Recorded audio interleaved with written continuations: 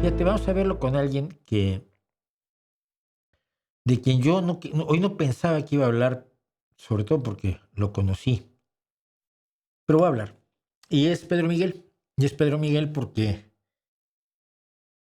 el otro día alguien me dijo, ¿viste la entrevista que le hicieron Canal 11 a Pedro Miguel? Dije, no, no me interesa mucho. A Pedro lo conocí, trabajé gratis para él. Soy tonto.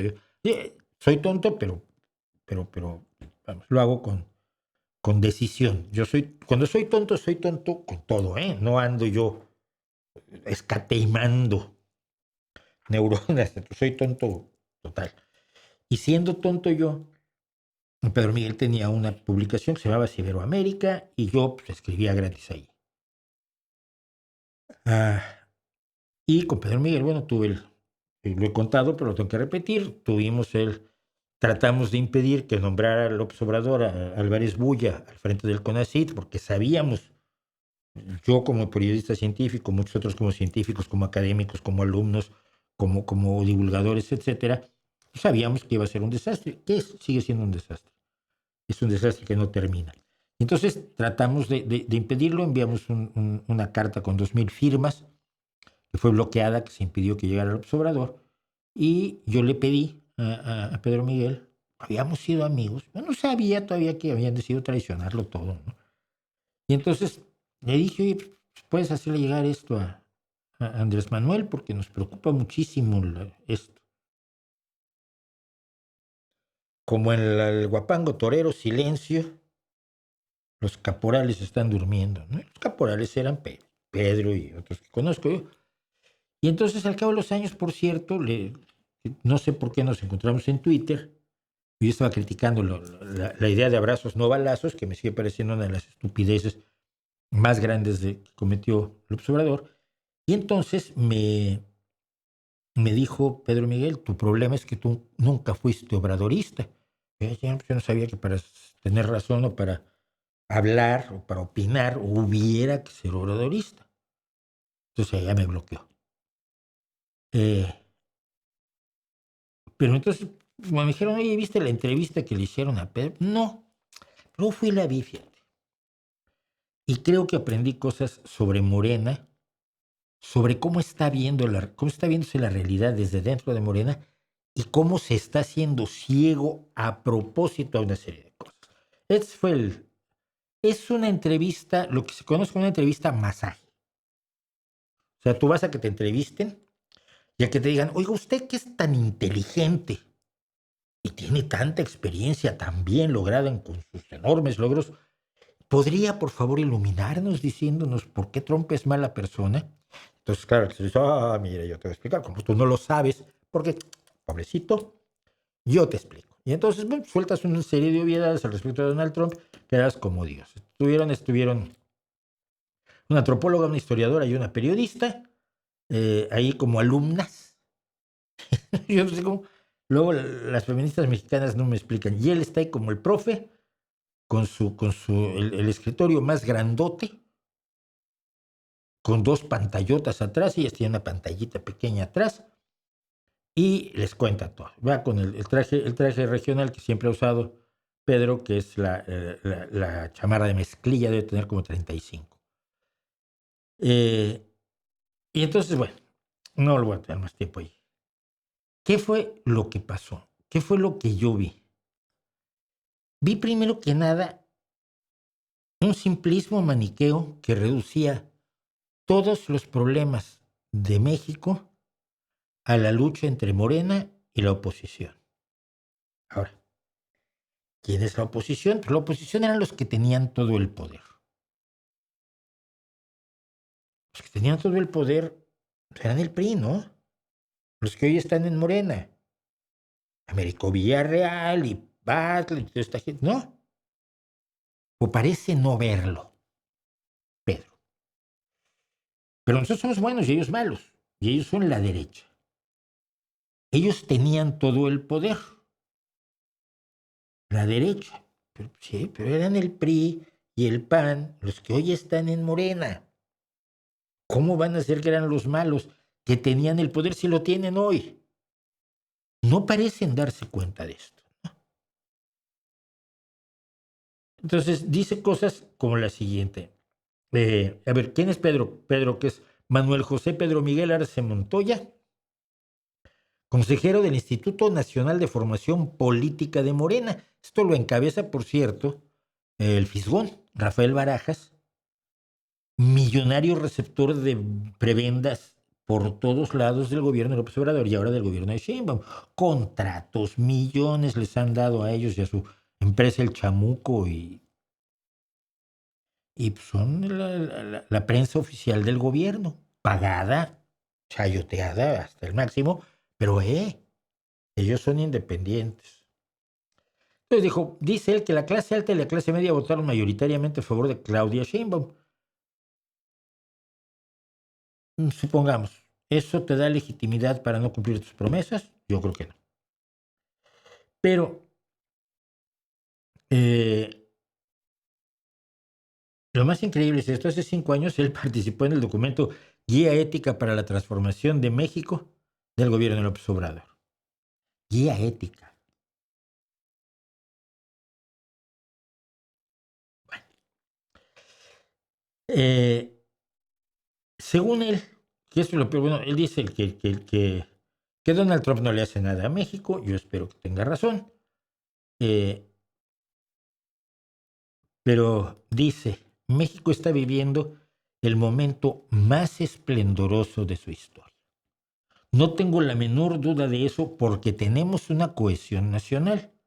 Tenemos un proyecto de nación después de décadas en las que estuvimos huérfanos de proyecto de nación. Él fue uno de los redactores del proyecto de nación, por cierto, porque el neoliberalismo lo que tenía era un plan de negocios, no un proyecto de nación. Y el neoliberalismo no sé cómo tenía un proyecto de... Porque el neoliberalismo nunca gobernó, gobernaron personas neoliberales o creyentes en el dogma neoliberal que no tienen nada que ver con la mitad de las cosas que se hacen en un país. Pero México está viviendo el momento más esplendoroso de su historia. Y yo me pregunto, yo porque soy tonto, ya lo dije, no vamos a empezar a discutir, ay, no será tonto Mauricio, sí soy. ¿Cómo puedes decir eso cuando todos los días son asesinados mexicanos por una delincuencia organizada a la que en 7 años no le han podido meter ningún control dos gobiernos? Uno que tú defendiste, que era el de abrazos y no balazos, porque la creencia que tenía López Obrador y que repetía como perico Pedro Miguel era que si acababas con la pobreza, se acabaría la delincuencia. Bueno, tienes ahí varios problemas. Uno de ellos es que acabar con la pobreza no es tan fácil.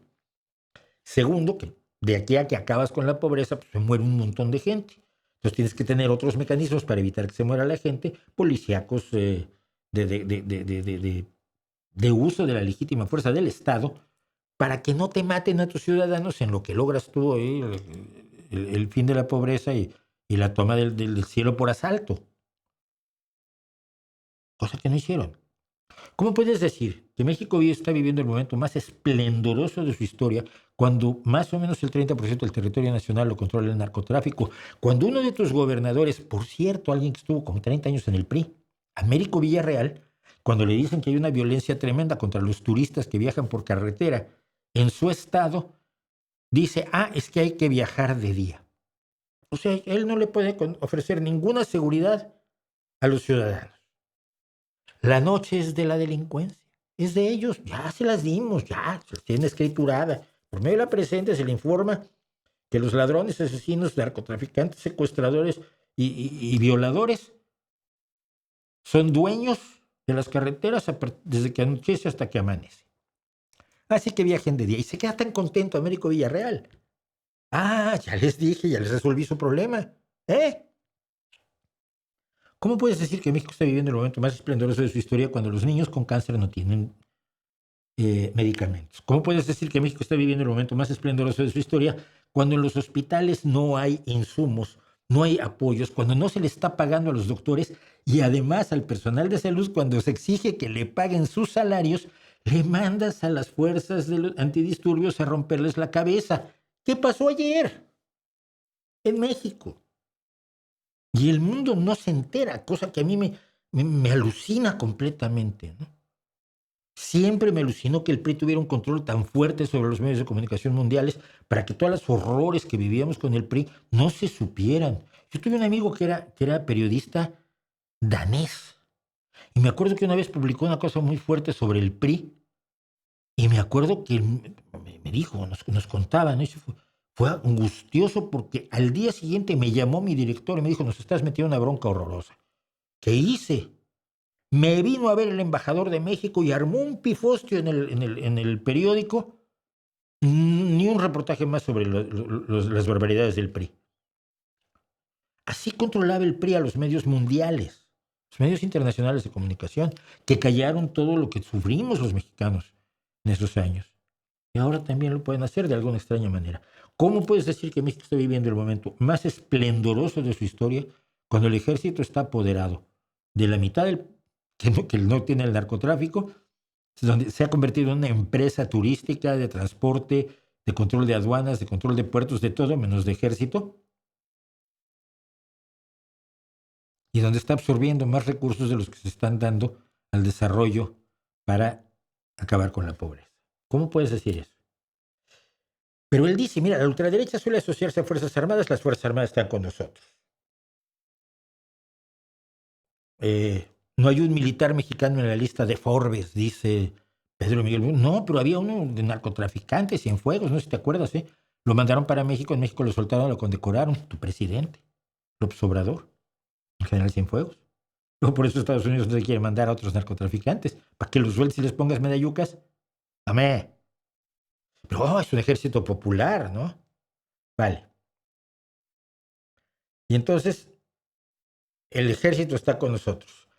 ¿Qué otra cosa necesitan? A la clase empresarial tampoco la tiene. La clase empresarial está con Morena. ¿Ah? Yo pensé, fíjate, que Morena iba, por ejemplo, a exigirles el cumplimiento de la Ley Federal del Trabajo, el cumplimiento de las leyes medioambientales, el cumplimiento de las leyes de respeto al consumidor, y les iba a cobrar más impuestos para redistribuir la riqueza, ¿no? Pues no. El empresariado está con la 4T, dice. El 4T es como le llaman la cuarta transformación, informa a los que no son mexicanos. Porque la 4T tiene un proyecto de nación que incluye y le da un lugar al empresario y han hecho fortunas y han invertido fortunas. La propuesta es conciliar Estado y mercado, dice. Hombre, la propuesta de conciliar el Estado y mercado con la preeminencia del mercado no se llama socialismo ni se llama socialdemocracia. Sobre todo cuando no estás redistribuyendo riqueza. Cuando estás simulando que redistribuyes riqueza mientras enriqueces más a los ricos, eso lo hacía Mussolini, hijo. Eso lo hacía Mussolini. Y necesitas el Poder Judicial y ya no lo van a tener por la farsa judicial que se hizo en México. Y le preguntan, porque es que no hay oposición. ¿Por qué? Porque si tú eres oposición, eres de derecha. La única oposición que concibe Morena, en este caso uno de sus ideólogos fundamentales, acuérdense que salían las fotos con López Obrador, la única oposición que pueden tener es la derecha. Nosotros, la izquierda que se opone a las barbaridades que están cometiendo todos los días, nosotros no existimos. O somos de derecha por decreto. Ya un amigo mío, algunas personas que conocemos lo llamaron facho en las calles de la Ciudad de México. Un viejo periodista del Universal que lo fue conmigo. Pero dice, la oposición de Morena está dentro de Morena. Hay un debate constante entre la militancia. O sea, que si yo quiero criticar a Morena, pero no quiero que me llamen de derecha, tengo que meterme a esa fosa de hedionda corrupción, de nepotismo, de pripanismo absolutamente putrefacto, donde está lo peor. Ay, se queja de que hubo lo que ocurrió en el 68. Pedro Miguel, sí, lo hizo el ejército. Pero se queja de que, es que era una cosa así como, nos robaron las elecciones. En 1988 hubo un golpe de Estado en México, sí, cuando la elección de Cárdenas. Sí, fue cuando yo empecé a trabajar con Cárdenas, pero siempre sin cobrar, a diferencia de estos. Pero ese golpe de Estado lo dio Manuel Bartlett, tu compañero de partido, que estuvo al frente de la Comisión Federal de Electricidad durante el gobierno de López Obrador contigo. Te quejas del golpe de Estado del 88 y estás con el golpista cenando. Bueno, me jodas. Hay más cosas de la entrevista. No quisiera yo ir más allá de esto. Él dice, ¿cuál es la gran promesa central del López Obradorismo retomada por la presidenta Claudia Sheinbaum hacia la comunidad de este México del Norte? Dice, de los mexicanos que se tienen que ir porque ni el PRI, ni el PAN, ni el PRD, ni Morena les han resuelto la forma de vivir en paz en su país y ganarse la vida honradamente sin tenerse que ir a jugar la vida, porque muchos mueren como emigrantes sin papeles. Su gran promesa es, miren, vamos a reconstruir el país al que ustedes puedan regresar, el país que los echó. Vamos a rehacerlo para que ustedes puedan tener condiciones dignas de vida. Suena tan bonito. ¿Qué han hecho al respecto? Nada. Absolutamente nada. Ni en la economía del país, ni en la economía de los más pobres. Les dan dinero cada 2 meses. Se reparte dinero cada 2 meses. ¿Sabes cuánto tiempo quita la pobreza ese dinero? 2 meses. Al terminar el ciclo, la gente es pobre otra vez. Si no recibe la siguiente remesa de efectivo repartido como limosna por el gobierno, no se ha acabado con la pobreza. Esto es como pasar todos los días darle una limosna a alguien que está pidiendo en la calle y diciendo que tú has acabado con su pobreza. No, lo que has hecho es eternizarla. ¿Qué es lo que siempre hizo el PRI? ¿Qué es lo que hizo el PAN? ¿Qué es lo que hace el PRI 2.0 de Pedro Miguel? Y finalmente no me parece nada más maravilloso que él diga que un periodista debe estar escondido. Un periodista no figura cuando a él no hay nada que le guste más que figurar como el gran ideólogo de un gobierno absolutamente preocupante que tiene que ver con la izquierda. Insisto, lo mismo que yo soy campeón de salto de pértiga. Y les guste o no, así los juzgará la historia. Yo quisiera que cambiaran antes que los juzgue la historia, porque entre tanto va a haber mucho muerto, mucho dolor, mucho sufrimiento, mucha pobreza, mucha hambre, mucha angustia, mucha falta de oportunidades, mucha falta de educación, mucha falta de salud, mucha falta de todo eso que ya existía, pero que se les eligió para que lo mejoraran y solo lo han podido empeorar. Y finalmente es toda una hazaña, así sea a la inversa de lo que deberían ser las hazañas. ¿Alguna vez estuviste con Pedro Miguel en una conferencia con Elvita? Parecía buena gente. A ver, pero es que eran compañeros de la izquierda.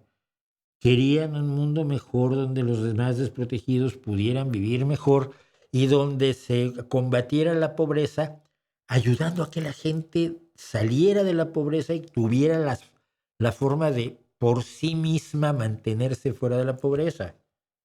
Pero decidieron que mejor no, que en vez de utilizar prácticas de la izquierda, usaban las prácticas clientelares del PRI, que además de que tenían a la gente tranquilita con su limosna bimestral, les garantizan el voto. Y entonces uno habló de 40 años, en esta entrevista Pedro Miguel hablaba de que en 12 años no iban a poder quitarlos, 12 años sin contar los de López, o sea, ni los de Sheinbaum, sino otros 2 sexenios. Es un proyecto transeccional priista normal, común y corriente, como el de Plutarco Elías Calles, ¿no? Que tanto daño le hizo al país y que nació curiosamente más limpio por la decencia de algunos de sus participantes. Y yo pondría, por supuesto, al frente a Cárdenas, pero luego vino gente como incluso Miguel Alemán, que sí, depredó muchísimo económicamente, pero impulsó al país, y López Mateos, por supuesto. Luego viene ya el control político por la vía de la policía con Díaz Ordaz.